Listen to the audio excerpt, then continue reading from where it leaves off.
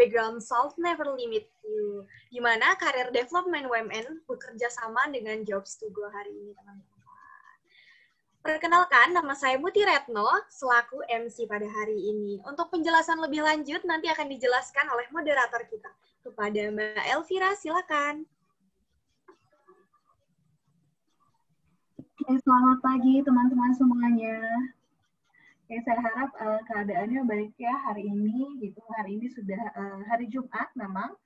Sebentar lagi weekend, tapi harapannya adalah teman-teman tetap bersemangat semuanya di sini karena pada pagi hari ini kita akan belajar tentang sesuatu, kita akan ada sharing session sama pembicara kita hari ini, jadi harapannya teman-teman bisa semangat semuanya. Nah, teman-teman udah pada sarapan kah atau belum?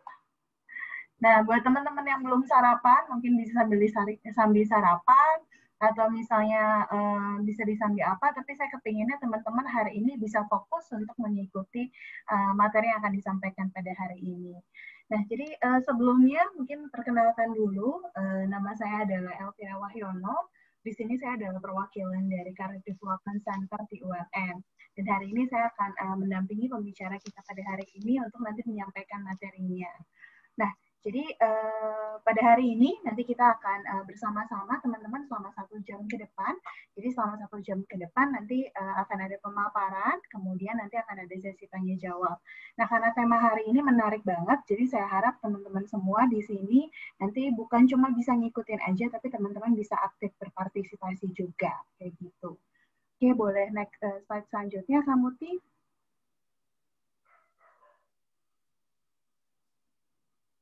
Oke, boleh slide selanjutnya. Oke. Nah, tadi saya sudah kenalan sama teman-teman. Nah, di sini saya juga mau memperkenalkan pembicara pada sesi hari ini. Nah, sesi hari ini nih judulnya tadi sudah sempat kamu sampaikan. Jadi, how your education background should never limit you. Jadi, di sini nanti kita akan membicarakan bagaimana sih sebetulnya background dari edukasi kita harapannya tidak membatasi karir kita kemana, seperti itu. Karena kalau seperti saya sendiri, background pendidikan saya adalah komunikasi atau PR, tapi kemudian sudah kurang lebih selama 9 tahun saya berkarirnya bukan dalam hal yang berhubungan dengan PR, tapi saya berhubungannya dengan hal-hal yang berbau dengan rekrutmen gitu. Jadi harapannya adalah teman-teman nanti kemudian tidak terkukung nih hanya mencari kemudian pekerjaan yang sesuai dengan background-nya teman-teman.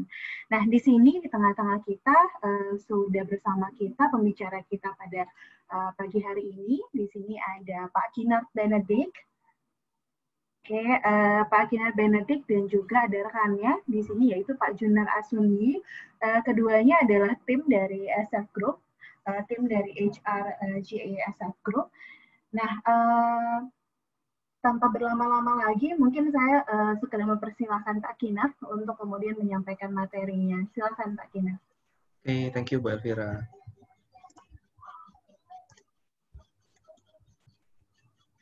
Oke, pagi teman-teman semua. Perkenalkan saya Kinart Benedict, saya dari tim HR-nya SF Group.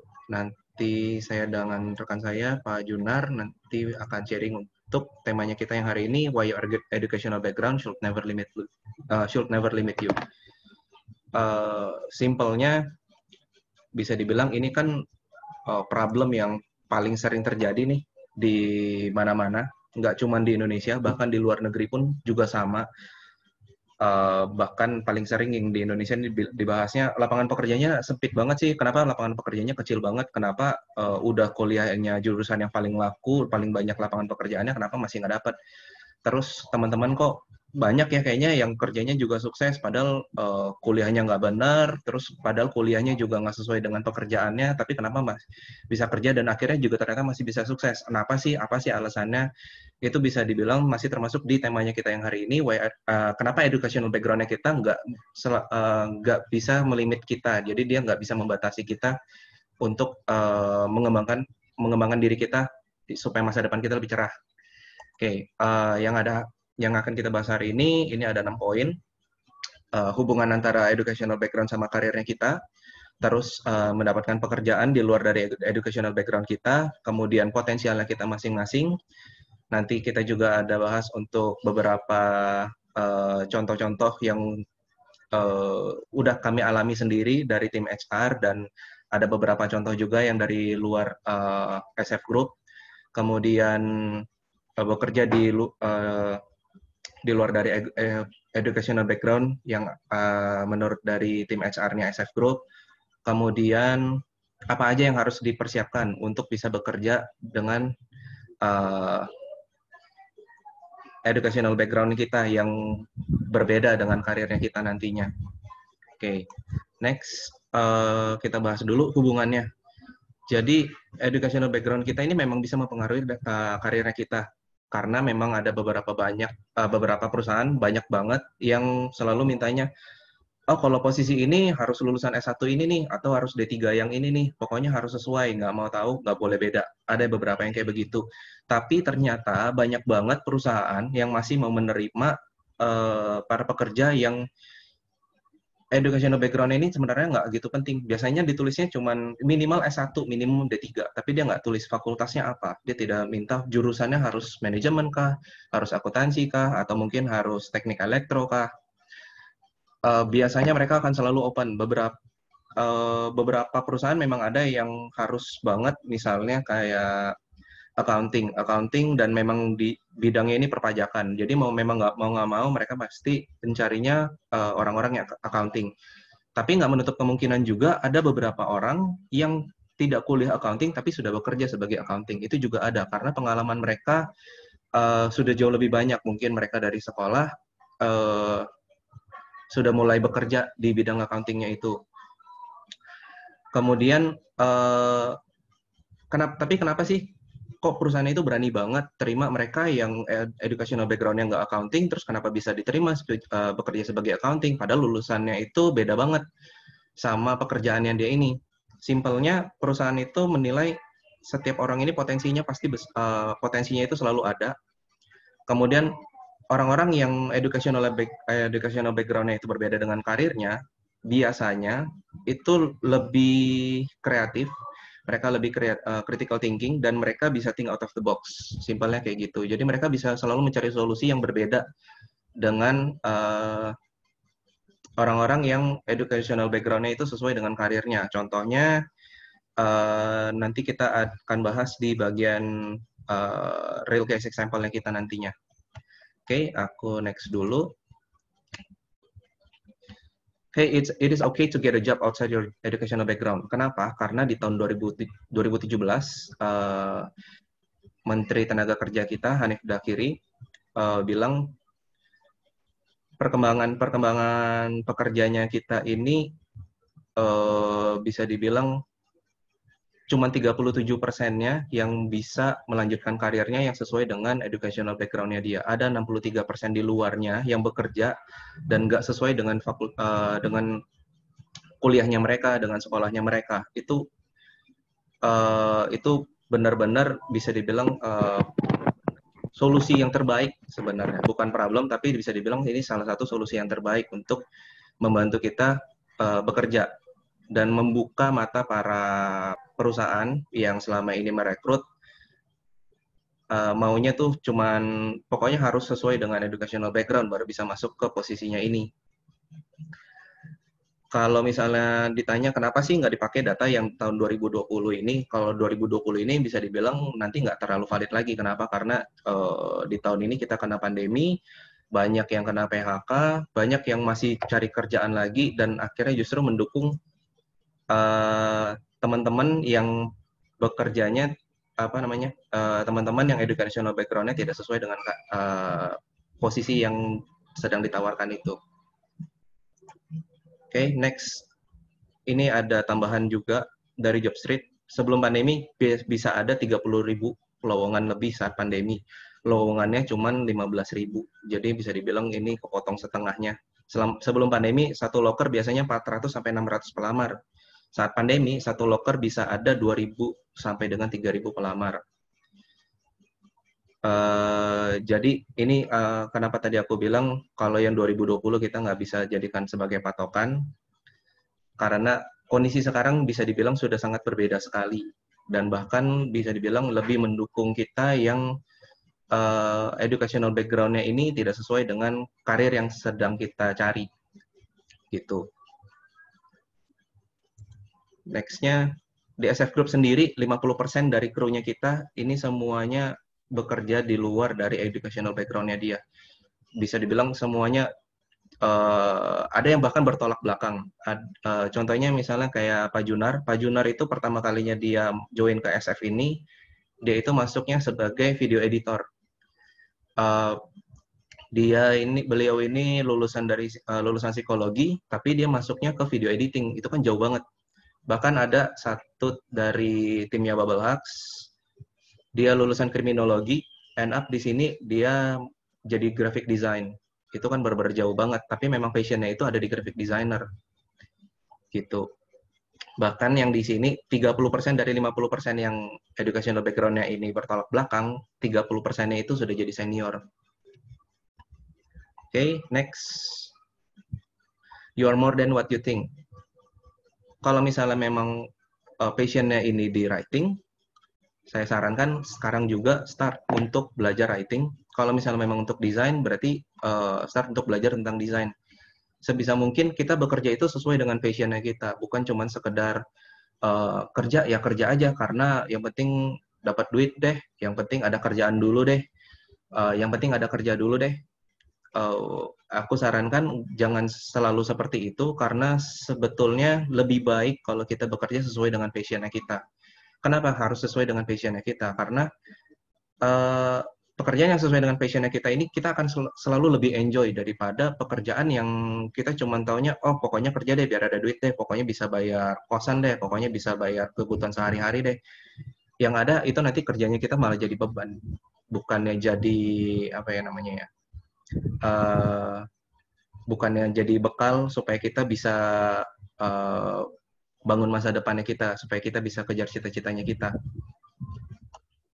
Next, ini ada example case, ada 2 orang, ini Arif Muhammad, ini dia lulusan lulusan hukum, akhirnya kerjanya malah creative planner.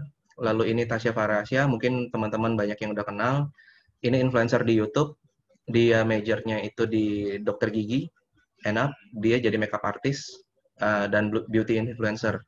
Akhirnya dia lebih ngetop di YouTube dan dia make money lebih banyak di YouTube. Ini aku cuma ngambil 2 contoh aja yang dari luar karena ada banyak banget. Kalau misalnya dipakai semua, nggak cukup nanti waktunya kita untuk webinar ini. Terus masuk ke example case yang ada di tim HR sendiri. Saya ini lulusan akuntansi. Sekarang posisi saya sebagai head of HR. Kalau misalnya dibilang background-nya accounting, kenapa bisa masuk ke HR? Sebenarnya nggak nyambung banget. Tapi kenapa bisa masuk ke HR? Karena pengalaman kerja saya yang berhubungan dengan HR, yang berhubungan dengan manajemen, yang berhubungan dengan gimana caranya harus kelola SDM, itu jauh lebih banyak dan jauh lebih panjang dibandingkan dengan kuliahnya saya. Saya mulai bekerja itu dari lulus SMA. Bisa dibilang ya luntang-lantung, belajar ini dan belajar itu, sampai akhirnya saya join di tim sales, akhirnya jadi supervisor, akhirnya handle orang, kemudian mulai start hiring, start coaching mereka juga, dan kebetulan di SF sedang buka lowongan untuk tim HR, saya coba. Karena memang kebetulan SF ini sangat-sangat open banget dengan semua orang, dan SF selalu melihat potensinya dulu dibandingkan dengan educational background-nya, dibandingkan dengan pengalaman yang lainnya. Karena educational background menurut salah satu dari co-foundernya SF, itu justru jadi salah satu penghalang sebenarnya. Bukannya jadi salah satu sumber yang bisa mengembangkan SF Group, tapi malah bisa jadi salah satu penghalangnya untuk perkembangan SF Group. Next-nya, ini ada Nurbaitia Rahmi. Dia ini lulusan agriculture, sarjana pertanian. Tapi kenapa sih bisa masuk ke tim HR? Bahkan sebelumnya sebenarnya dia mau masuknya itu ke bagian graphic designer. Tapi setelah aku ngeliat dari latar belakangnya, organisasionalnya dia banyak banget selama sekolah, selama kuliah, dia join organisasi banyak banget, pengalamannya banyak banget, dan setelah di training dan join di tim HR, terbukti critical thinking-nya memang luar biasa. Dia selalu bisa think out of the box. Ide-ide yang dia kasih ini selalu bagus semua dan bisa kita jalankan semua dan bisa diimplementasikan langsung ke timnya, langsung ke SF Group. Kemudian Pak Junar Asunyi, dia yang seperti saya sudah cerita sebelumnya, lulusan psikologi. First job-nya di sini itu sebagai video editor. Mungkin dari Pak Junar ada yang mau ditambahkan langsung nih. Kebetulan ada Pak Junar juga di sini. Ya, terima kasih buat Pak Kirnat untuk kesempatannya. Oke, teman-teman, kalau misalkan sedikit background dari saya ini memang awalnya dari pendidikan itu lulusan psikologi, tapi pertama kali apply kerja di SF Group itu adalah sebagai video editor. Kenapa sebagai video editor? Karena memang dari awal saya merasa kayak untuk dapat pekerjaan yang sesuai, mungkin yang sesuai dengan background pendidikan itu ya ada beberapa yang masih menerima, ada juga yang mungkin bebas gitu, mau sesuai dengan background pendidikan silakan, kayak nggak sesuai dengan background pendidikan juga nggak apa-apa. Yang penting pada saat bekerja itu benar-benar memberikan yang terbaik lah dan bisa belajar banyak pada saat kita bekerja. Jadi kenapa saya apply-nya sebagai video editor awalnya karena memang video editor itu saya pikir adalah sesuatu skill yang memang penting, terutama di dunia digital seperti sekarang ini. Kayak orang tuh butuh video, misalnya video untuk marketing atau untuk promosi-promosi lainnya kayak gitu. Kalau misalnya kita menjual jasa gitu ya, itu video itu terutama ya kan. Jadi kayak saya belajar video editing itu memang udah dari awal sejak kuliah, sebagai ibaratnya sebagai keterampilan tambahan lah, in case kalau misalkan ilmu yang psikologi kurang banyak ini kesempatannya, jadi ada tambahan backup skill gitu ibaratnya. Tapi pada saat seiring berjalannya waktu saya bekerja sebagai video editor di SF Group, akhirnya saya dipindahkan ke divisi lainnya, itu divisi HR, which is setelah dipindahkan ya memang lebih sesuai dengan background pendidikan. Tapi bukan berarti kalau misalkan suatu saat nanti mau pindah lagi mungkin ke ilmu yang lain, ke bidang yang lain, entah itu video editing atau mungkin desain segala macam atau writing, ya nggak ada yang tahu gitu kan. Tapi maksudnya ketika kita apply pekerjaan dan bekerja sebagai satu posisi yang mungkin berbeda dengan latar belakang pendidikan kita, itu nggak masalah teman-teman. Yang penting kita mau open minded, kita bisa open minded, mau belajar hal baru, dan juga ya kita bisa dapat banyak ilmu lah, untuk entah itu untuk kita sendiri ataupun untuk perusahaan nantinya. Jadi kita saling membantu dan saling belajar juga di situ. Jadi jangan cuma fokus pada satu hal aja, tapi juga mau belajar hal-hal yang lain atau ilmu-ilmu yang lain kayak gitu. Itu sih kalau dari saya. Oke, thank you Pak Junar. Oke, ini aku lanjut lagi. Working outside educational background under SF Group HR perspective. Jadi ini aku nggak bisa bilang ini sesuai dengan HR perspective yang di perusahaan yang lainnya, tapi ini yang ada di SF Group. Jadi menurut kami, kenapa sih kita hire orang-orang yang di luar dengan educational background-nya yang sesuai dengan posisinya ini? Simpelnya yang paling pertama itu more ambitious candidates. Kenapa? Karena biasanya banyak banget teman-teman yang kuliah yang cuma sekedar kuliah doang. Kayak saya sendiri, kenapa saya ngambil accounting itu? Simpelnya karena sebelumnya saya udah kerja duluan. Saya sudah kerja duluan, terus saya cari kuliah apa ya yang kira-kira gampang lulusnya, yang kira-kira nggak mengganggu pekerjaan yang saya nanti. Kemudian ketemu deh yang accounting ini. Terus kenapa juga sih repot-repot harus kuliah lagi padahal udah kerja. Waktu itu gajinya saya bahkan udah di atas UMR, udah jauh banget di atas UMR. Terus kenapa harus kuliah lagi? Karena waktu itu saya lihat lowongan-lowongan yang ada itu makin lama makin sulit. Sebelumnya itu lulusan SMA, SMK itu masih bisa diterima. Terus yang SMA dan SMK itu sudah mulai nggak diterima, lalu mulai dimintanya ini minimum D3 dan S1. Saya lihat lagi, wah ini kalau udah bisa hilang begini, next-nya ini entah berapa tahun kemudian pasti minimal S1, atau bahkan mungkin next-nya ini bakal diminta minimum S2 baru bisa diterima. Saya pikir nanti akan lebih sulit, ya sudah, dari sekarang aja cari S1. Yang mana nih kira-kira bisa diambil? Akhirnya saya ngambil yang S1 di accounting itu. Tapi apakah mempengaruhi pekerjaan saya? Bisa dibilang iya, bisa dibilang enggak juga. Anyway, dari pengalaman saya itu, saya justru lebih aktif dalam bekerja. Saya bisa bekerja 2 kali lipat dari teman-teman saya yang lainnya. Kenapa? Karena saya tahu posisinya saya ini bisa dibilang posisi yang kejepit. Mungkin bisa dibilang, oh kalau gitu SF Group ngambil orang-orang yang di luar educational background ini kayak manfaatin dong. Enggak juga. Kami bukan manfaatin, justru kami sebenarnya membantu. Karena saya tahu banget, dulu waktu kerja, waktu educational background-nya saya nggak ada, itu benar-benar ditekan banget. Ditekan, kamu harus bisa ini, kamu harus bisa itu. Kalau nggak, ya banyak kok yang masih bisa gantiinnya lagi. Apalagi posisi saya waktu itu sudah supervisor, dan banyak supervisor lain yang bahkan sudah S1 juga, dan bahkan banyak banget yang lulusan S1 dan mau masuk jadi supervisor atau bahkan manajer. Jadi posisi saya waktu itu justru bisa dibilang sangat-sangat ditekan sekali. Jadi di sini saya benar-benar mengerti banget dan sudah nyobain juga. Benar-benar SF Group itu bantu banget. Kita dikasih kesempatan banyak. Jadi di sini kita nggak cuma dituntut kerja, bahkan dikasih pendidikan lagi. Nah, di perusahaan lain pun sebenarnya sama, dikasih pendidikan juga. Kenapa? Karena bisa dibilang di dunia kerja ini, apa yang kita pelajari di kuliah, mungkin cuma 30%-nya yang dipakai untuk kita bekerja nantinya.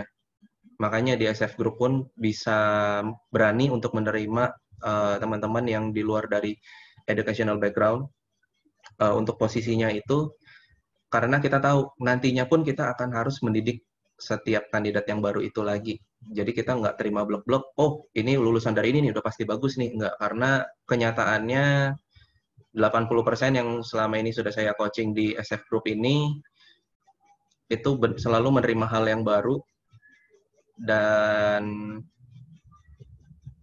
bahkan tidak pernah diterima di kuliah, bahkan nggak semuanya pun bisa ngikutin pendidikan yang kita kasih di SF Group-nya ini. Gitu. Kemudian varied problem solving approaches. Jadi teman-teman yang educational background-nya berbeda dengan karirnya, biasanya justru selalu berpikir selalu think out of the box, selalu cari gimana caranya solving problemnya ini benar-benar solving. Kenapa mereka yang educational background-nya sesuai dengan karirnya kadang justru nggak solving problem. Contohnya dulu di SF kita cari HR yang sesuai dengan educational background, kita cari yang dari psikolog, kita cari yang manajemen SDM. End up problemnya kita malah nambah, bukannya solving problem malah dia nambah. Kenapa? Karena dia bilang, oh kita harus ini nih, kita harus ada ini, kita harus ada itu. Ini belum ada ini, harus ditambahin lagi. Akhirnya bukannya problem solving, malah dia nambah problem lagi. Seperti itu. Karena kenapa bisa seperti itu? Karena rata-rata memang jauh lebih idealis mereka yang punya educational background sesuai dengan karirnya. Mereka ngerasa, oh harusnya begini kok, sudah ada contoh kasusnya kok, di perusahaan yang lain semuanya pakai ini, semuanya oke-oke aja. Tapi kan nggak pernah ada yang tahu di perusahaan lain apakah ada problem yang sama, atau mungkin problemnya selama ini belum pernah terselesaikan sama sekali. Kemudian passionate and loyal, yang ini kurang lebih seperti yang tadi yang saya bahas di More Ambitious Candidates ini. Jadi orang-orang yang kuliah dan mempelajarinya langsung di perkuliahannya tentang karirnya ini,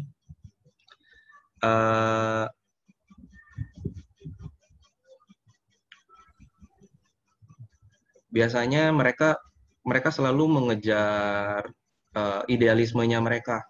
Biasanya selalu seperti itu. Dan kalau misalnya tidak sesuai dengan idealismenya mereka, akhirnya mereka keluar, enak seperti itu. Dan mereka tidak siap untuk melakukan problem solving-nya. Dan teman-teman yang educational background-nya berbeda dengan karirnya, biasanya justru lebih passionate dan loyal. Kenapa? Karena menurut mereka ini sebuah tantangan, ini sebuah hal yang baru. Setiap problem itu adalah hal yang baru. Hal baru memang karena mereka tidak pernah pelajari sebelumnya, memang tidak pernah temui sebelumnya. Jadi mereka terbiasa dengan mereka selalu terbiasa dengan namanya ketemu dengan challenge. Mereka selalu terbiasa dengan mencari achievement dari challenge-nya itu. Kemudian increase creativity and productivity.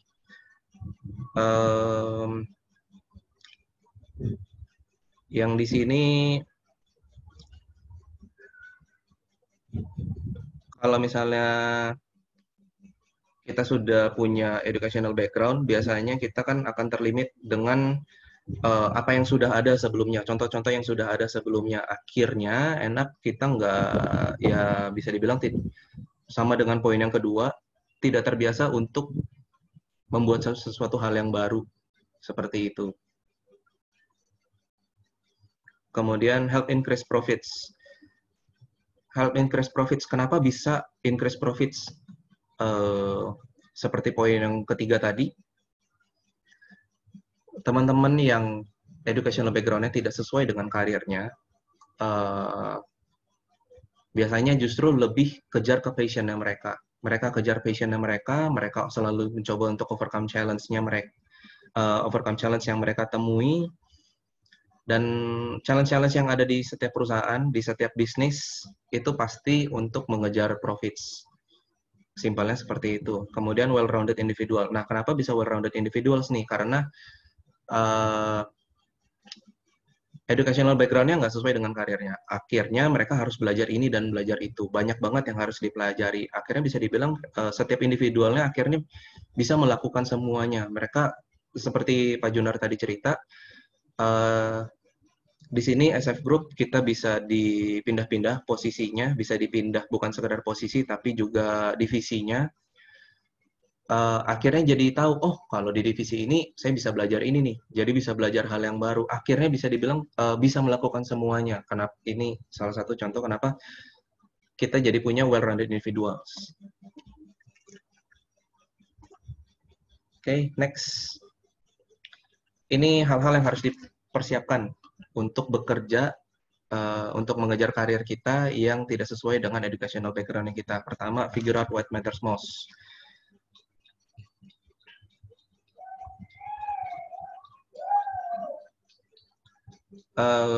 Di sini kita harus tahu dulu apa sih yang sebenarnya sedang kita kejar ini. Apakah cuma sekedar pendapatannya aja, atau mungkin oh ini memang nggak sesuai dengan educational background, tapi kenapa pilih karir yang ini? Karena ternyata masih bisa belajar banyak banget nih di sini. Mungkin passionnya sebenarnya untuk belajar, mungkin passionnya ini untuk selalu mencoba hal-hal yang baru. Karena mungkin selama kuliah dia ngerasa oh yang udah dipelajari kayaknya nggak sesuai dengan passion nih. Pas kuliah malah mungkin matanya lebih terbuka, terus melihat, oh sebenarnya ini nih passionnya gue nih. Gue mau kejarin yang ini nih. Ini sebenarnya cita-cita gue yang real nih. Kemarin memang kuliah ini ternyata cuman ikut-ikutan teman aja, karena teman-teman rata-rata ke sana semua, daripada harus kuliah di tempat yang lain, terus nggak ada teman, harus start lagi dari yang start dari baru lagi, atau mungkin ya karena dari orang tua suruh kuliah ini aja, ngapain sih kuliah yang itu, ngapain sih kuliah musik misalnya, musik itu masa depannya ada apa enggak sih, cuman nanti end up cuman belajar doang musik. Kalau misalnya mau musik kursus aja, biasa ada beberapa orang tua yang seperti itu karena idealismenya lebih tinggi, bukan idealisme juga karena berdasarkan dari pengalaman mereka biasanya, dan mereka tahu kalau misalnya kita kuliah musik, end up future-nya kita akan lebih susah dibanding kita kuliah accounting misalnya. Kalau kuliah accounting itu, perusahaan itu selalu cari accounting. Di mana-mana perusahaan selalu perlu accounting. Nggak ada perusahaan yang nggak perlu accounting misalnya. Jadi, lapangan pekerja itu lebih gampang. Akhirnya end up kita ikutin. Nah, setelah diikutin, kita baru tahu, oh ternyata memang benar passion-nya gue di musik.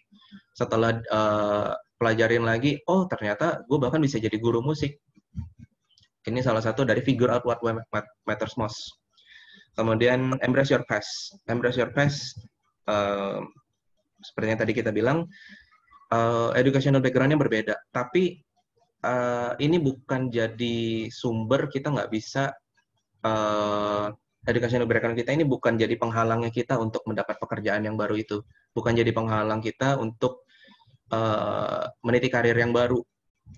Justru sebenarnya kalau misalnya kita mengerti tentang educational background kita sebelumnya, kita tahu justru banyak banget yang sebenarnya saling berhubungan dengan karirnya kita nantinya. Itu banyak banget yang sering banget terjadi seperti itu. Contoh simpelnya, saya kuliah di akuntansi, saya tahu hitung-hitungan. kalau misalnya nanti, ini saya hubungan dengan HR, kalau misalnya nanti saya hire orang ini dan hire orang itu, saya pasang iklan di sini dan pasang iklan di sana, saya langsung tahu, oh nanti biayanya justru jadi besar sekali, ini malah nggak optimize kalau kayak begini caranya. Yang ini, kalau kayak begini caranya, malah buang-buang duit nih kalau kayak begini. Simpelnya seperti itu, karena saya tahu accounting, saya bisa hitung-hitungannya, saya tahu apa yang harus dilakukan, gimana cara manage budget yang ada, saya justru bisa bikin hiring ini jadi lebih optimize, kurang lebih seperti itu. Kemudian fokus on transferable skill. Fokus on transferable skill ini maksudnya gimana sih? Maksudnya itu skill yang bisa kita pakai dimanapun kita berada untuk karir apapun yang sedang kita pursue sekarang. Misalnya kayak yang paling simpel itu communication ability. Communication ability banyak banget orang-orang yang bisa dibilang sampai sekarang ini ada yang social awkward. Jadi dia tidak terbiasa dengan bersosialisasi dengan teman-teman yang lainnya. Pas udah masuk di kantor, ngeliat temen yang ada malah bingung. Aduh, panggil nggak ya? Aduh, bingung nih. Aduh, nggak ngerti nih. Terus problem paling parah lagi dari komunikasi ini ternyata malah nggak bisa berkomunikasi dengan atasannya sendiri, tidak bisa berkomunikasi dengan timnya sendiri. Ini bisa dibilang jadi problem banget. Ini salah satu contoh yang paling kecil, tapi ternyata sangat penting sekali. Dan transferable skill ini bisa dibilang skills yang biasanya selalu dianggap remeh waktu kita lagi kuliah. Nah, saran saya untuk teman-teman yang sekarang ini mungkin di semester akhir, atau mungkin justru ini baru kuliah, tapi memang lagi mau cari kerja dulu biar bisa mungkin bayar kosnya, atau mungkin sekadar tambahan uang jajan. Coba untuk lebih fokus dengan apa yang sudah ada di perkuliahan kalian.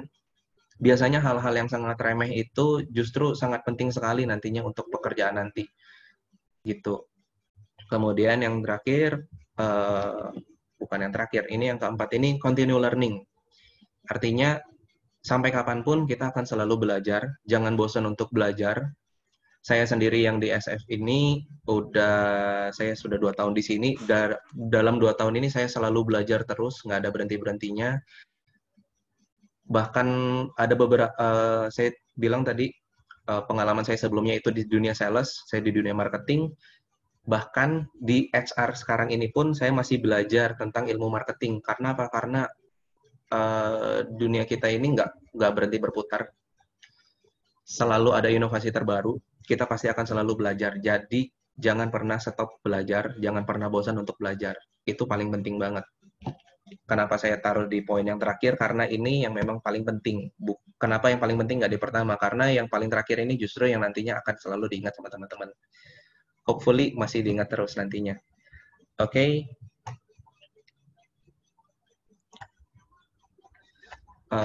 Ini sudah mau habis. Overall yang bisa kami berikan lagi untuk teman-teman yang lainnya, jangan pernah takut untuk kejar passion-nya kalian, jangan pernah takut untuk mengejar karir yang memang itu cita-citanya kalian. Kalau misalnya memang merasa, oh kuliahnya sekarang kayaknya nggak akan cocok nih dengan karir berikutnya, apakah harus berhenti, apakah harus diselesaikan? Saran saya selesaikan aja, itu nggak akan jadi masalah untuk karir kalian nantinya. Kenapa? Karena dari dulu sampai sekarang educational background itu memang bisa dibilang tidak terlalu penting. Karena saya yakin teman-teman sendiri pasti kenal teman atau mungkin keluarga yang kuliahnya apa, kerjanya apa, dan akhirnya sukses di sana. Ada juga yang enak berhenti kuliah, tapi tetap masih sukses, tapi bukan berarti kalian harus berhenti kuliah juga, enggak. Karena alasannya untuk berhenti kuliah itu biasanya ada banyak banget. Ada yang paling sering itu selalu masalah perekonomian, karena nggak bisa bayar kuliahnya lagi, akhirnya nggak lanjut kuliahnya, mau nggak mau stop. Teman-teman yang masih bisa kuliah, saya sarankan selalu utamakan kuliahnya dulu, selesaikan dulu, kalian nggak akan rugi.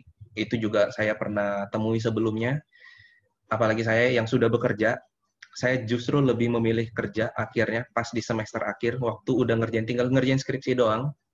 Tapi saya mikir, aduh ini lanjut kuliah lagi apa enggak ya? Kuliah ini buang duit. Kalau kerja ini dapat duit.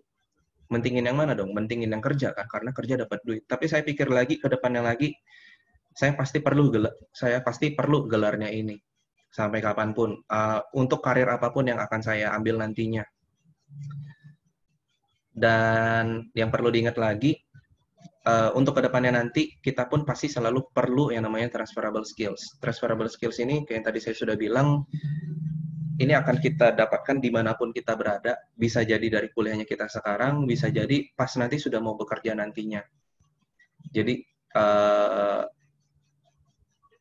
pesan saya terakhir, jangan berhenti belajar. Itu.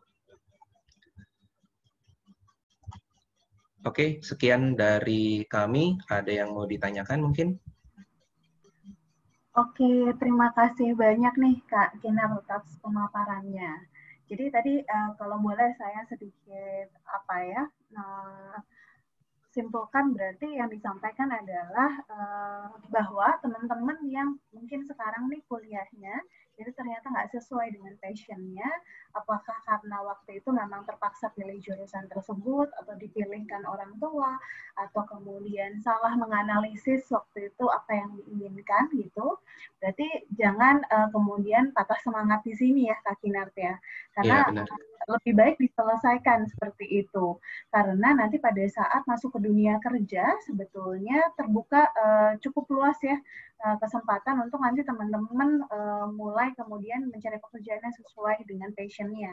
Dan kalau menurut Kak Kinar, passion ini penting banget, karena passion ini yang jadi nanti bahan bakar supaya nanti pada saat masuk dunia kerja mau terus untuk belajar. Seperti itu ya Kak Kinar? Iya, benar banget. Oke, nah Kak Kinar di sini sudah ada 2 orang nih yang mengajukan pertanyaan seperti itu. Jadi yang pertama ini ada dari Narita. Nah Narita ini menyatakan bahwa pertanyaannya begini, bagaimana cara membiasakan diri di suatu pekerjaan yang awalnya bukan passion kita, kemudian bisa menjadi passion kita. Nah kalau dari Narita ini sepertinya dia mendapatkan pekerjaan yang malah bukan passion-nya gitu. Nah, gimana caranya kemudian membiasakan diri? Mungkin bisa dijawab silakan Kak Kinar. Oke, kalau yang ini bisa dibilang relate banget nih sama aku nih. Jadi, awal itu kan aku sales. Sebenarnya tujuan pertamanya kerja itu ya biar dapat duit dulu. Dulu kupikir ya daripada ngandelin orang tua, belum tentu dapat uang jajannya sesuai yang kita mau. Kenapa nggak kerja aja? Biarpun uangnya sedikit, namanya uang jajan ya uang jajan aja. Pertama kali mikirnya cuma sebatas itu aja. Nggak mikir kayak, oh harus punya uang banyak nih, pokoknya setiap bulan harus dapat 10 juta misalnya. Nggak sampai segitu. Bahkan dulu gaji aku pertama kali aku kerja itu cuma 400.000 per bulannya. Karena sales, jadi kita ngandelin insentifnya. Jadi kalau gaji bulannya cuma segitu doang. Terus apakah itu passion saya? Nggak juga. Karena pertama kali saya cuma mikirin duitnya aja dulu. Terus setelah dari salesnya itu, anyway dulu aku kerjanya itu di sales Electrolux, itu mesin cuci Electrolux. Itu mesin cuci yang paling mahal. Harganya lebih mahal dari motor. Jualnya itu amit-amit susahnya. Akhirnya keluar, akhirnya lanjut lagi kemana? Lanjutnya lagi sales. Waktu itu memang kebetulan terbentur dengan educational background-nya. Jadi yang nerima waktu itu memang cuman sales-salesnya aja. Terus yang open kebetulan Honda Motor lagi open, masuk aja ke sana. Sales Honda ini lumayan lama, saya 5 tahun. Pertamanya cuma selalu kerja, pokoknya kerja, nyales, jualin motor, dapat duit. Terus sekali ditanya sama si bos, ini emang passionnya lu ya, Nak? Salesnya lu dahsyat banget nih, kok rajin banget sih, kok bisa sih setiap hari keluar, panas-panasan, jemur-jemur, jalan kaki, nggak mau pakai motor, padahal teman-teman yang lain pakai motor semua kan passing. Brosur itu dulu itu dilempar-lempar semua. Kalau saya sengaja parkir motor, jalan kaki, bagiin brosurnya. Ditanyain, kenapa sih kayak gitu? Simple waktu itu jawabnya. Mau irit, Pak. Bensin mahal. Gaji aja cuma sekian, belum tentu dapat jualannya. Awalnya kayak begitu. Terus dia nanya lagi, yakin lu Nak cuman kayak gitu doang alasannya? Nggak mungkin banget, nggak make sense banget kalau lu bilang cuman karena mau ngirit duitnya lu doang. Duit yang lu dapat banyak kok, bukan sedikit kok. Kalau misalnya lu mau bilang irit bensin lu nggak pernah di bawah setengah, Nat. Hilang seperempat aja kayaknya lu udah langsung fullin. Biasa gue pinjam motor lu selalu penuh, nggak pernah kosong. Dari situ saya mikir lagi, ini passion saya sebenarnya apa sih? Setelah saya lihat ternyata memang passion saya bukan untuk kerja sebagai sales ini, tapi passionnya saya memang lebih ke bangun bisnis sebenarnya. Jadi passion ini bukan berarti langsung berhubungan dengan karirnya kita, itu enggak. Saya yakin nggak ada yang passionnya itu sales, nggak ada. Tapi kalau misalnya kita bilang passionnya itu untuk bangun bisnis, pasti ada. Pasti banyak banget yang passionnya ini memang untuk bangun bisnisnya sendiri, apapun itu bisnisnya. Entah jualan barang, entah jualan jasa. Nah, kalau misalnya tadi Narita nanya, gimana caranya membiasakan diri di suatu pekerjaan yang awalnya bukan passionnya kita, simpelnya kamu tanya dulu diri kamu, awalnya kamu ambil pekerjaannya ini apa? Kalau misalnya pekerjaan ini memang sekedar untuk bisa survive, berarti kamu fokus di itu dulu. Kamu fokus, saya harus survive dulu. Mungkin karena passionnya kamu sebenarnya kamu masih belum temui. Gitu. Karena bukan berarti passion itu kita sudah tahu dari awal. Bisa jadi justru kita sudah melakukan sekian lama pekerjaannya kita baru temuin ini ternyata passionnya kita. Karena kita nggak pernah tahu passionnya kita masing-masing ini apa. Tidak ada orang lain yang bisa tahu ini passion kita apa bukan. Orang lain hanya bisa bertanya-tanya. Orang lain hanya bisa berkomentar dan kritik kita, mau sepedas apapun, didengerin, diterima, dan kita yang pikirin sendiri, ini sesuai dengan passion kita apa enggak, gitu. Atau misalnya masih bingung juga dengan passionnya, ini beneran passion apa enggak sih, kamu mungkin bisa ngeliat dengan achievement-nya kamu sendiri. Kamu sudah ada achievement belum di sana? Dan kalau misalnya bilang, ya nggak mungkin ada achievement lah, nggak mungkin lah challenge-nya bisa di-overcome, ini kan bukan passion. Kalau misalnya itu memang bukan passion dan nggak ngerasa itu karena bukan passion nggak bisa overcome challenge, nantinya kita sudah menemui passionnya kita, challenge apapun tidak akan bisa kita overcome. Itu juga salah satunya. Jadi tadi saya ada bahas juga, selalu belajar, jangan pernah berhenti belajar. Kalau misalnya ada challenge, selalu coba overcome dulu challenge-nya itu. Kalau benar-benar mentok banget, dengan alasan apapun, mungkin memang benar-benar gak bisa sama sekali, ya saran saya, ya sudah, mungkin coba cari pekerjaan lainnya. Kenapa saya saranin seperti itu? Simpelnya, kalau di perusahaan itu challenge-nya itu nggak bisa di-overcome terus, sekian lama, itu bisa dibilang red card-nya sudah ada di depan mata itu nantinya. Gitu. Jadi kalau misalnya awal alasannya itu supaya bisa survive dulu, biar bisa bayar kosan, itu sudah jadi challenge tambahan nantinya. Kenapa? Karena nanti kalau nggak kerja, mau bayarnya gimana? Kurang lebih kayak gitu. Oke, gimana? Mungkin tambah bingung atau udah menjawab nih? Oke, gimana Narita? Sudah menjawab kah? Sudah menjawab. Makasih ya Kak Kinar udah jawab pertanyaan aku dan jelas banget. Kalau gitu aku akan survive dulu di kerjaan yang sekarang ini. Makasih Kak. Ya, thank you, sama-sama. Oke. Jadi mungkin bisa dibilang bahwa passion itu bukan sesuatu yang kita temuin begitu aja ya Kak Kinar, tapi memang ini perjalanannya panjang ya untuk kemudian menemukan passion ini. Nah, kemudian di sini ada yang bertanya lagi Kak Kinar. Yang dia tanyakan adalah dari Indah Ayu Puspitasari. Dia tanya, seberapa besar peluang kita keterima di suatu pekerjaan, sedangkan background pendidikan kita berbeda dengan kualifikasi yang ditentukan. Tetapi kita mempunyai kemampuan di bidang yang dibutuhkan dan saingan kita adalah orang yang pendidikannya sesuai dengan kualifikasi. Nah, jadi mungkin bagaimana caranya kemudian meyakinkan atau convince HR-nya ya barangkali ya Kak Kinar untuk masuk ke suatu pekerjaan kalau memang nggak sesuai dengan background-nya gitu. Sedangkan kompetitornya adalah orang yang background-nya sesuai. Silakan Kak Kinar. Nih bagus banget nih pertanyaannya nih. Jadi ini yang selalu dialami sama semua orang yang lagi cari kerjaan. Simpelnya ini masuk ke gimana cara kita building CV-nya kita sendiri. Building CV ini nggak selalu berurusan dengan pengalaman kerjanya kita, enggak. Tapi benar-benar pengalaman apa yang sudah kita punya semuanya. Kayak tadi saya ada cerita, rekan saya, Nurbatia Rahmi itu, si Bu Tiara ini, dia kan lulusannya dia kan sarjana pertanian nih. Lulusan pertanian, kenapa bisa masuk ke HR? Karena saya ngelihat dari pengalamannya dia dulu, pengalaman organisasinya ternyata banyak nih. Ini juga bisa dibilang alasan kenapa waktu sekolah kok ikutan OSIS, kenapa waktu kuliah kok ngikutin apa namanya kalau kuliah sekarang ya, aku juga lupa namanya. Kayak himpunan mahasiswa dan organisasi yang lainnya. Kenapa sih itu bisa jadi salah satu alasan HR untuk terima? Karena pengalaman organisasi itu bisa dibilang sangat penting sekali. Jadi kita tahu, oh ini ternyata sudah terbiasa bekerja dengan tim. Gitu. Jadi untuk pengalaman organisasi bisa dibilang yang dilihat paling pertama itu bekerja sama dengan tim. Berarti bekerja sama dengan timnya ini sudah bagus. Dia sudah belajar.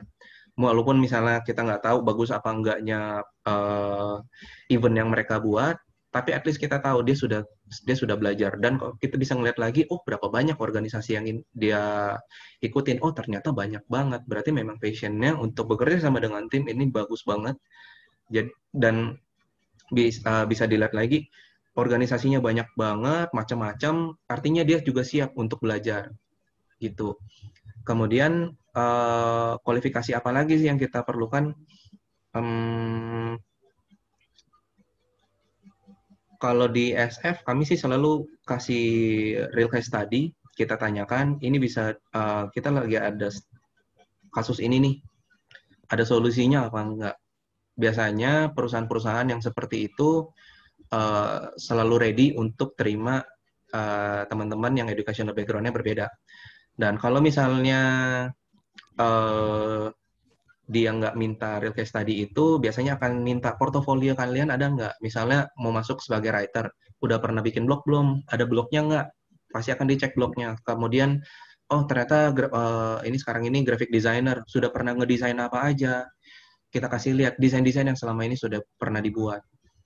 Mungkin pernah bikin desain untuk teman yang lagi buka warung misalnya, pernah coba bantu bikinin spanduk, atau mungkin bantu bikinin kartu nama, bisa juga dimasukkan.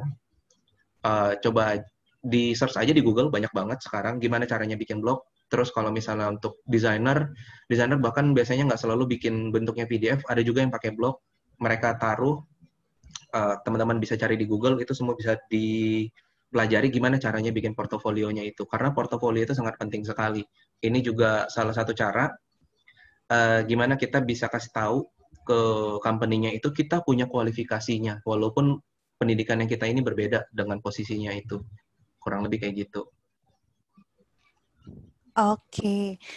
Bisa menjawabkah Indah Ayu Hapsari? Nah, berarti kalau gitu sebetulnya dari HR ketika nanti akan hire orang tuh nggak melulu mengenai akademis ya, berarti Kak Kinar, nggak melulu mengenai hard skills-nya. Tapi kemudian hal-hal lain yang kita lakukan, soft skills-nya mulai dari soft skills yang kita dapat tadi dari kegiatan organisasi, itu kan pasti ada banyak sekali soft skills-nya. Kemudian cara kita berinteraksi, itu ternyata menjadi hal yang kemudian dinilai juga ya Kak Kinar ya? Yes, benar banget. Oke. Oh yes, mungkin sedikit tambahan, teman-teman dari sekarang mungkin bisa coba build LinkedIn. Tahu LinkedIn kan pasti kan? Kalau yang belum tahu, search aja link, tulisannya LinkedIn. Jadi itu kurang lebih kayak Facebook, tapi buat profesionnya kita. Bisa dibilang profesional Facebook deh. Jadi di situ teman-teman bisa tulis tentang dirinya sendiri seperti apa, terus pengalaman kerja yang sudah ada. Kemudian kalau misalnya mau bikin blognya di situ juga bisa bahkan, atau misalnya untuk portofolio desainnya bisa langsung ditaruh di situ juga, karena kalian bisa simpan fotonya langsung. Dan sebisa mungkin dipisahkan dengan Facebook-nya. Jadi jangan isinya itu kurang lebih kayak Facebook, tapi benar-benar yang untuk membangun karirnya kalian gitu. Mungkin bisa dari sekarang langsung build LinkedIn-nya. Oke, tuh teman-teman dapat ilmu baru, coba cari tahu tentang LinkedIn dan kemudian silahkan mulai build profilnya di LinkedIn. Karena di LinkedIn ini teman-teman nanti bisa bernetworkingnya bukan cuma sama orang-orang yang udah dikenal, tapi kemudian sama orang-orang dari dunia profesional lainnya. Jadi memang kalau di LinkedIn ini cukup luas ya networkingnya seperti itu. Nah, kemudian Kak Kinar masih ada pertanyaan lagi. Nah, di sini ada pertanyaan, sebetulnya ada 2 lagi. Nah, pertama ini ada Nadia yang bilang, gimana caranya kemudian untuk membangun rasa percaya diri tadi kalau misalnya pendidikan nggak sesuai dengan pekerjaan. Dan kemudian ada juga dari Rizky Rizal yang lebih fokus terhadap hal-hal yang bersifat dengan kualifikasi. Karena kan kalau misalnya kita nggak sesuai dengan background kita, nggak sesuai dengan pekerjaannya, pasti kan ada beberapa kualifikasi seperti sertifikasi seperti itu. Nah, sedangkan kalau ikutan sertifikasi kan mahal gitu. Saya rasa 2 pertanyaan ini masih mirip-mirip, so mungkin bisa dijawab sekalian Kak Kinar. Iya, yang ini masih nyambung sih. Oke, aku start dari bangun percaya dirinya nanti dulu. Berarti dari yang Rizky dulu. Gimana caranya untuk solve yang sertifikatnya ini? Jadi ini aku bisa bilang ini benar. Kalau misalnya beda background, berarti kita solve-nya dengan sertifikat. Sertifikat gimana? Kan mahal banget sertifikat. Sertifikat waktu itu aku sempat nyari sertifikat HR itu aja mau 10 juta untuk satu sertifikat. Dan dia ada durasinya, bahkan setahun apa cuma 2 tahun doang malah, kalau nggak salah.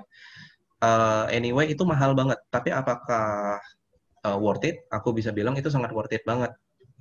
Kenapa? Karena kan kita di situ kan kita belajar. Kita kan nggak cuma sekedar sertifikatnya aja yang untuk dipajang. Anyway, perusahaan-perusahaan pun pertama memang ngelihat sertifikatnya. Tapi setelah ngelihat sertifikat dan sudah terima, apakah cuma sekedar, oh ya tahu dia udah ada sertifikat kok, berarti udah bisa kerja. Apakah seperti itu? Enggak juga.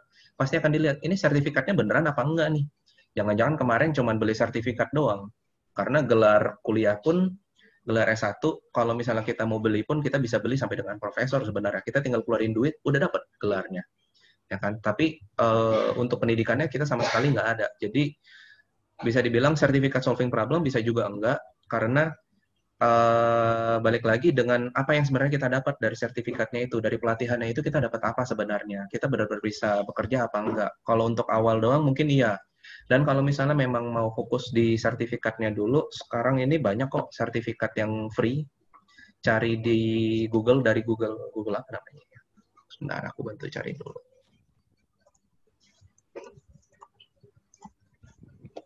Google Certificate.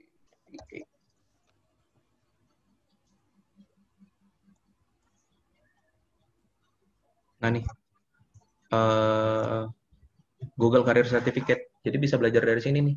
Ini banyak banget yang free. Ada yang bayar, ada yang free. Kurang lebih kayak webinar gitu juga. Jadi kita belajarnya online. Terus nanti ada tesnya, ada dapat bahan pelajaran kayak berupa PDF gitu juga ada dapat. Jadi dari sini kita bisa belajar, bahkan dapat sertifikat, bahkan gratis. Gitu. Karena ini dari Google, Google itu kan bisa dibilang sangat-sangat mementingkan perkembangan manusia juga. Google sendiri bahkan awalnya itu start free, jadi bisa dibilang ya mereka sampai sekarang itu benar-benar nggak pernah pelit untuk ngasih kita sesuatu. Jadi bisa dibilang ini Google ini sangat-sangat bisa dipercaya sekali untuk edukasinya. Aku yakin company-company lainnya yang memang company berkembang pasti akan tahu Google Certificate ini seperti apa, dan kalau misalnya dia nggak ngerti, mungkin teman-teman harus mempertanyakan juga perusahaan itu seperti apa. Gitu. Dan bukan berarti perusahaannya pasti jelek. Bisa juga kalian justru ngelihat, oh perusahaan ini bahkan nggak ngerti di sini. Gue ngerti nih bagian sini nih. Ini salah satu apa ya? Ini jadi salah satu modalnya kita, berarti kita bisa apa ya istilahnya? Kita udah dapat contekannya duluan nih. Kita udah tahu kisi-kisinya. Apa yang harus dilakukan nantinya? Apa yang bisa kita berikan lagi ke perusahaan itu? Begitu. Kemudian untuk menjawab pertanyaan Nadia yang membangun rasa percaya diri. Rasa percaya diri kalau mau dibangun hanya dari belajar aku rasa akan susah.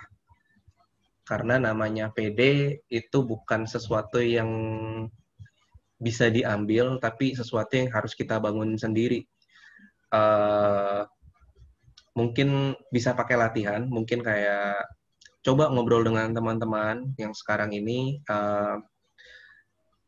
posisi kalian kan sama, terus coba belajar dari presentasi juga. Jadi mungkin kalian bisa langsung presentasi nih dengan teman-teman kalian nih. Dari presentasi kalian, mereka merasa convince nggak nih dengan apa yang sedang kalian jelaskan saat itu? Gitu. Jadi untuk bangun rasa percaya diri mungkin bisa dari situ. Lalu di sini kan arahnya lebih ke gimana caranya dapat pekerjaan nih. Sekarang ini bahkan di TikTok banyak konten tentang XR, gimana sih caranya biar bisa kerja, tips and trick untuk ketemu HR itu kayak gimana. Bahkan rekan saya ini, Pak Junar, dia juga ada kontennya, kalau mau follow juga bisa tuh. Nah, Junar juga bisa share itu akunnya. Dia ada di Instagram sama di TikTok juga. Jadi, kalau misalnya mau bangun percaya diri, mungkin arahnya lebih ke kalian perlunya seperti apa dulu nih. Karena aku yakin banget kalau untuk percaya diri, kalian pasti udah pede semua masing-masing. Tapi fungsinya mau arahnya mau kemana nih? Cuma sekedar ketemu HR biar bisa dapat kerjaannya doang. Kalau misalnya hanya seperti itu, mungkin bisa ngelihat biasa HR nyarinya seperti apa sih? Karir apa yang lagi kalian cari? Dan untuk ketemu HR, apa aja yang harus kalian siapin? Aku rasa mungkin cukup untuk di situ, sampai di situ. Tapi kalau misalnya sampai dengan PD dengan pekerjaannya nanti, mungkin harus dipertanyakan dulu dengan diri masing-masing. Ini pekerjaan yang dicari ini, pekerjaan yang lagi mau didapat ini, beneran pilihan kalian apa bukan? Kalau memang pilihan kalian, saya yakin kalian pasti bisa kerja. Bisa dapatkan pekerjaannya itu, dan bahkan bisa sukses di pekerjaan yang udah kalian pilih itu. Gitu. Gimana? Dari Nadia dan Rizky, mungkin ada yang mau ditanyain lagi? Udah menjawab belum nih? Atau mungkin malah tambah bingung ini setelah aku jelasin? Oke, mungkin dari Nadia atau Rizky bisa kasih di chat juga apakah sudah jelas atau belumnya gitu. Nah, kalau pertanyaan dari Rizky ini berarti sebetulnya sertifikasi penting, tapi kemudian kalau tadi ini cukup costly, sebetulnya bisa dicari dengan cara lain ya kalau gitu Kak Kinart. Nggak harus kemudian, let's say kayak Kak Kinart bilang, kepingin apply-nya ke HR, kemudian berpikir bahwa oke, berarti harus ikutan sertifikasinya HR, harganya 10 juta sampai nabung-nabung misalnya jual handphone, jual motor, nggak harus sampai gitu ya Kak Kinart ya berarti. Tapi yang penting adalah bisa analisis mungkin hal-hal lain apa yang kemudian bisa kita dapatkan ilmunya dengan cara yang mungkin tadi nggak gitu costly ya, seperti salah satunya pakai Google Certificate itu. Nah, kemudian kalau dari Nadia berarti sebetulnya kan harus cari tahu dulu ya Kak Kinart, ingin percaya dirinya tuh percaya diri dalam hal apa. Kalau tadi percaya dirinya hanya sekedar interview kayak gitu, mungkin itu berarti bisa dilatih dan cari tahu sebetulnya hal-hal apa yang kemudian bisa membuat diri kita oke di situ, kemudian dipelajari. Mungkin gitu ya Kak Kinart berarti. Iya. Oke, katanya Rizky sudah jelas Kak, terima kasih. Nah, mungkin di sini ada satu pertanyaan lagi Kak Kinart, mungkin ini pertanyaan terakhir kita pada hari ini ya Kak Kinart ya, karena waktunya juga kan terbatas. Nah, di sini pertanyaan ini dari Upin Ipin. Ini namanya Upin Ipin. Katanya Upin Ipin adalah, selamat pagi Kak Kinart.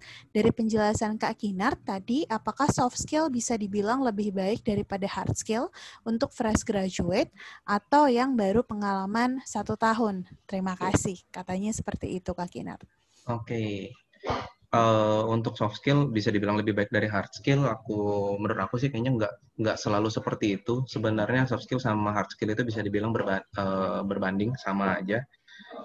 Dan tergantung lagi nih dari kategorinya kamu sendiri untuk masukin ke soft skill sama hard skill-nya ini seperti apa. Lalu untuk fresh graduate atau yang baru pengalaman 1 tahun, ini maksudnya gimana dulu nih? Jadi sekarang fresh graduate mau cari kerja, itu perlu pengalaman 1 tahun atau gimana nih maksudnya nih? Mungkin masuk pertanyaannya adalah untuk anak yang fresh graduate atau baru pengalaman 1 tahun, itu yang untuk lebih dapat penting kerjanya. mana gitu. Tapi ini correct me if I'm wrong ya Kak Kinar, kayaknya kalau anak-anak pengalaman 1 tahun tuh dihitungnya masih fresh graduate kan ya Kak ya? Biasanya kalau sudah 2 tahun baru lepas dari gelar fresh graduate, kayak gitu kan ya Kak Kinar ya? Fresh graduate itu literally memang baru graduate sebenarnya, belum pernah kerja. Dan biasanya pengalaman yang udah dimiliki itu internship biasanya. Tapi kalau memang sudah punya pengalaman kerja 1 tahun, itu artinya memang sudah tahu di pekerjaannya itu. Aku rasa nggak ada internship yang sampai dengan 1 tahun. Internship itu biasanya 3-6 bulan. Malah rata-rata udah 6 bulan. Dan bisa dibilang ya 6 bulan itu udah paling lama.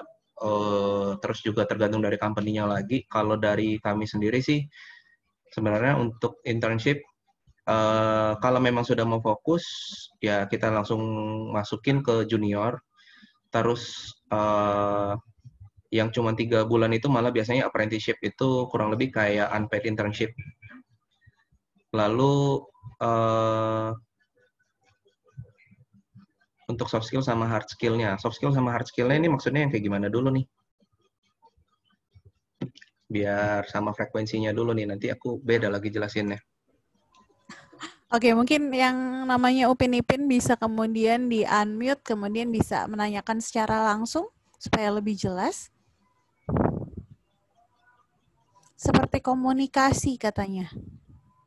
Seperti komunikasi, oke. Itu soft skill-nya berarti ya? Soft skill-nya yang kayak komunikasi gitu. Kalau misalnya kamu ngambilnya komunikasi, itu bisa dibilang sangat penting sekali sih. Jadi, mungkin bisa disamain dengan ilmu marketing juga kalau komunikasi. Kenapa? Karena waktu kamu lagi ngobrol itu, kamu lagi jelasin tentang diri kamu itu, kalau ilmu kamu tentang komunikasinya itu sangat-sangat minim, artinya pas kamu ditanya kamu cuma jawab apa, atau kamu ditanyanya apa, udah dijawab terus kamu kasih tambahan yang tidak penting, berarti ilmu komunikasinya masih minim. Gitu. Kalau misalnya kamu bilangnya komunikasi, itu soft skill yang sangat-sangat penting sekali sebenarnya dibandingkan dengan hard skill juga. Karena dari caranya kamu komunikasi itu, lawan bicaranya kamu, entah itu HR atau mungkin rekan kerja atau yang lainnya, itu sangat penting sekali. Kamu bisa didengar apa enggak, apa yang kamu ucapkan itu dimengerti apa enggak, gitu. Dan aku yakin kalau misalnya hard skill-nya, let's say hard skill-nya ini nih apa yang udah didapat di kuliah, tapi ternyata pas diajak ngobrol jawabnya itu cuma terus panjang banget nya tapi nggak ngejawab sama sekali, ya hard skill-nya jadi percuma. Gitu.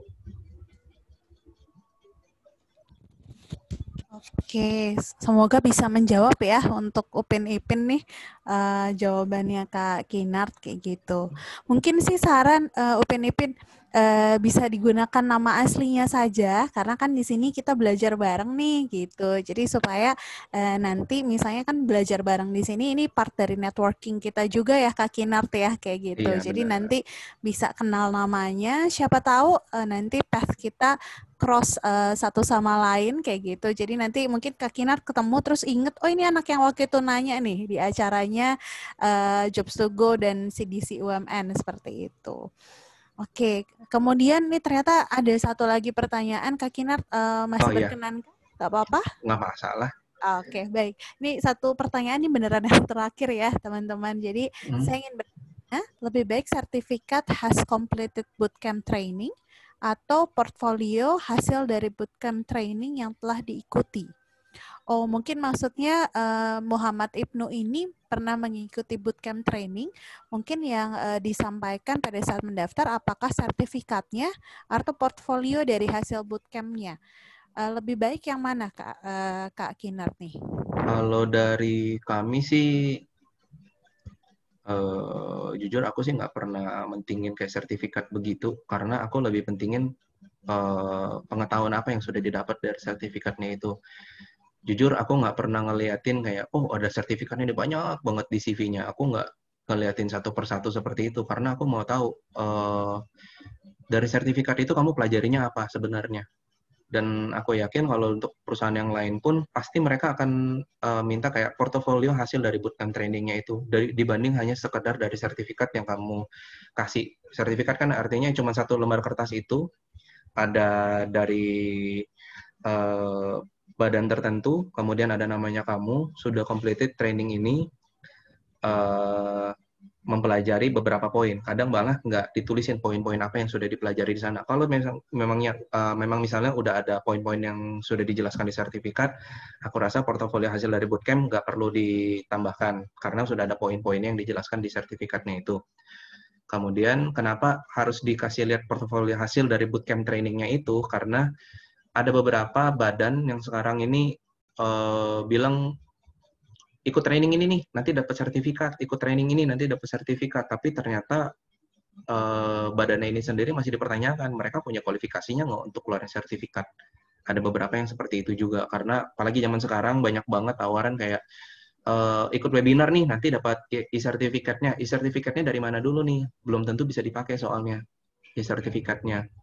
Kayak begitu. Makanya portofolio hasil aku rasa jauh lebih penting daripada cuma sekedar sertifikatnya itu aja. Oke, baik Kak Kinar. Jadi teman-teman di sini bahwa sertifikat itu penting, tapi kemudian sertifikat itu akhirnya menjadi cuma sekedar aja kalau kemudian nggak bisa dibuktikan hasilnya.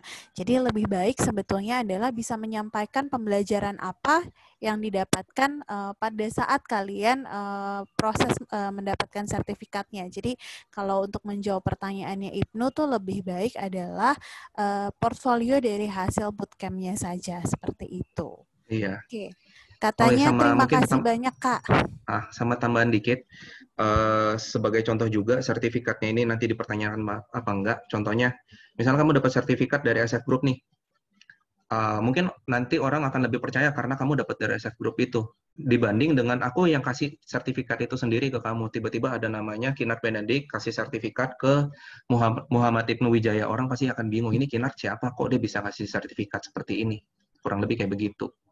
Aku sengaja kasih yang kontrasnya jauh banget, biar lebih gampang dimengerti aja sih. Gitu. Oke, baik. Terima kasih banyak Kak Kinar.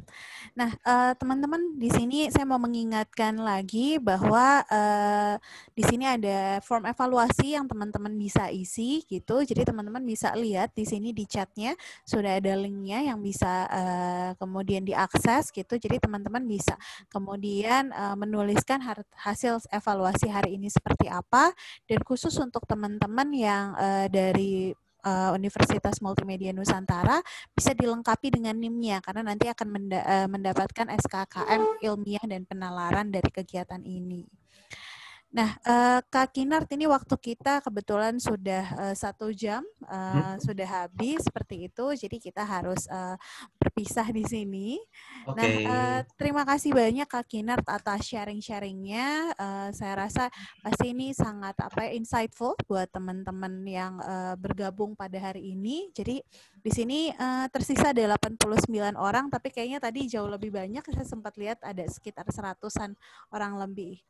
Nah, jadi mungkin untuk memberikan summary atas apa yang disampaikan Kak Kinarti pada pagi hari ini adalah teman-teman bahwa jangan kemudian langsung patah semangat kalau kemudian background pendidikan yang kalian miliki itu tidak sesuai dengan passion kalian. Coba untuk terus pelajari passion kalian apa dan kemudian pursue itu menjadi pekerjaan kalian. Jadi harus ada waktu untuk teman-teman figure out what matter the most kalau kata Kak Kinar tadi.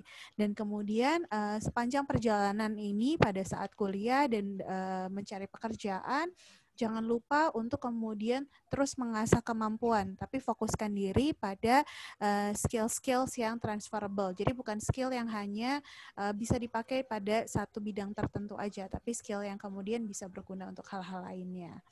Mungkin itu dari saya. Sekali lagi terima kasih banyak Kak Kinar atas waktu dan tempatnya. Kak Junar juga terima kasih banyak dan terima kasih banyak juga pada SF Group yang sudah mau kemudian meluangkan waktunya untuk bekerja sama juga dengan Jobs to Go dan juga Universitas Multimedia Nusantara. Nah, sekian dari saya. Terima kasih. Semoga ilmunya bermanfaat dan jaga kesehatan untuk teman-teman semuanya. Selamat siang. Oke, terima kasih semuanya. Thank you.